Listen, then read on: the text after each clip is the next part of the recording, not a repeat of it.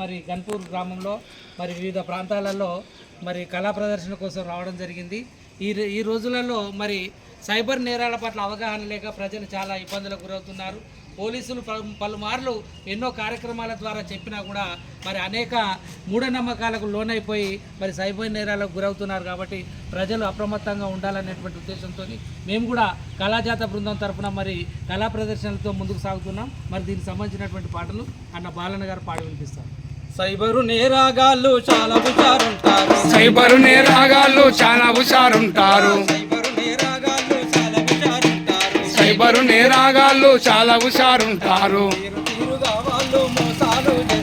తీరు తీరుగా వాళ్ళు మోసాలు చేస్తారు. ఎత్తుకుపై ఎత్తేసి చిత్తులు చేస్తున్నారు, ఎత్తుకుపై ఎత్తేసి